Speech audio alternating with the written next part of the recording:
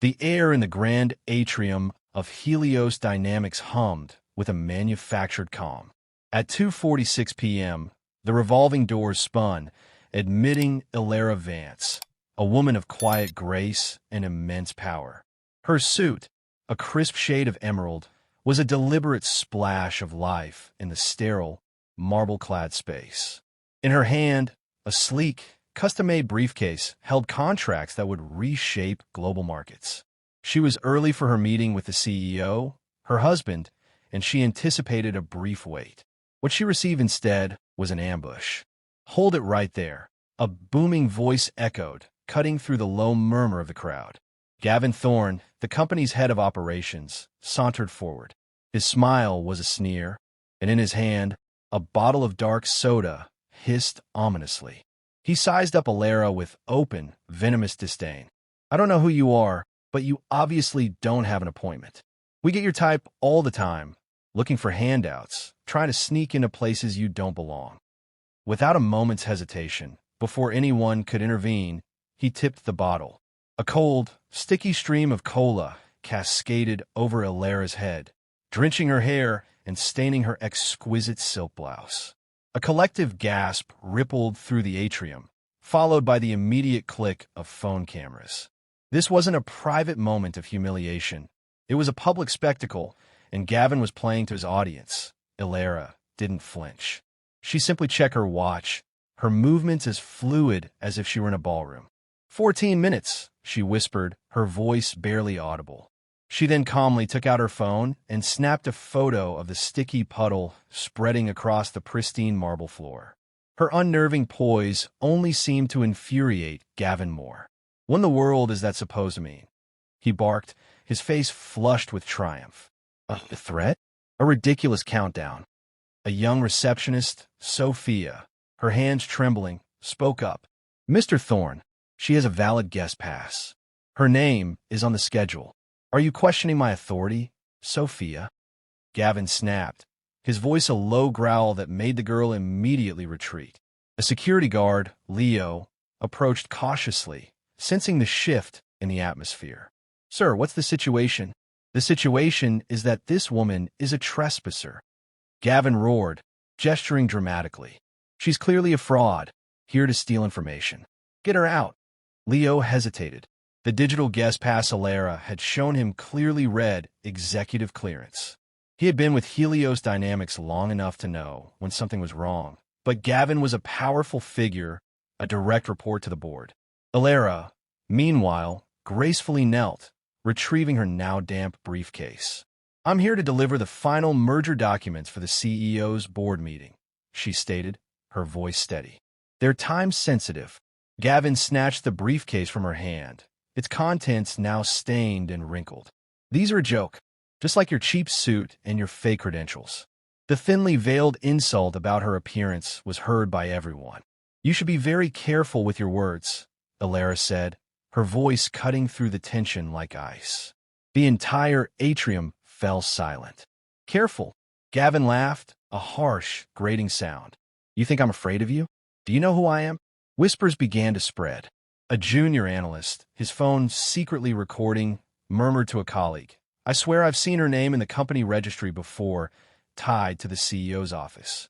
Ilara stood, liquid still dripping from her hair. She checked her phone again, a slight, almost imperceptible smile on her lips. 12 minutes, she murmured. "What is with this countdown, you scam artist?" Gavin shrieked, his composure beginning to unravel. "Leo, I gave you an order. Remove her now." Leo shifted uncomfortably, but he didn't move.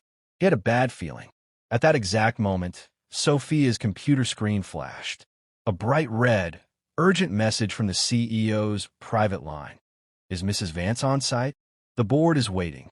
Sophia looked at Ilara, then at Gavin, then back at her screen, her lips parted in a silent gasp of terror. Gavin noticed her distress. "What are you staring at, Ruiz?" "In nothing, sir," she stammered, fear making her close the window. Ilara's phone buzzed. A text from her husband. "Where are you?" "The board is seated. Are you okay?" She showed the message to Leo without a word. His eyes widened. He knew. "Sir," Leo began. Maybe we should just verify. Verify. Gavin's face turned a violent shade of red. I am a senior executive. I gave you a direct order. Now move. The tension was suffocating. More employees, drawn by the commotion, began to fill the atrium. Some started live-streaming the scene, a hashtag already forming. Alara checked her watch one last time. 10 minutes. The coffee cart is on its way. A senior partner, Ethan Cross, carrying a coffee cup, set it down. Gavin, just wait. If she really is who I think she is, you need to back down. Gavin cut him off. She is a nobody. Look at her. Does she look like a CEO's wife to you? The words, dripping with classism and prejudice, were recorded by dozens of phones. Alara remained eerily serene. She made a quick call. Activate Protocol Omega, she said into her phone. Suddenly, every security camera in the atrium pivoted, their red lights blinking as they locked onto Gavin. Sophia's monitor flashed a new message. Executive credentials locked. All access revoked. The elevators chimed, but their doors remained shut. Gavin's face went from red to ashen. What in the hell is this? Alara finally looked directly at him, her gaze sharp as a razor. It's your career ending in real time, Gavin. And it has a time limit. 8 minutes, to be precise. The sound of the elevator chime cut through the air once more. The doors slid open, revealing the imposing figure of Alaric Thorne, CEO of Helios Dynamics, his tailored suit and armor of authority. His gaze swept the stunned crowd, then landed on his wife, her blouse stained, her hair dripping, her briefcase ruined. Alara, he boomed, his voice a low thunder. What happened? The silence was absolute. Phones were held higher. Gavin stammered, Mr. Thorne, sir, I thought this woman was a trespasser.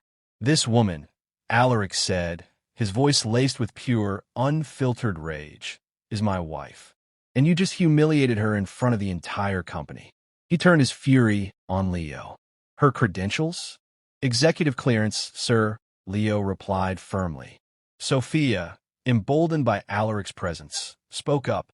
I tried to warn him. I had a direct message from your office. Alaric silenced her with a nod, then turned back to Gavin. For years you've stood in this atrium, a parasite in my company. Today, you showed us your true character. You are finished. Sir, please. I didn't know. Gavin pleaded, his voice cracking. You knew.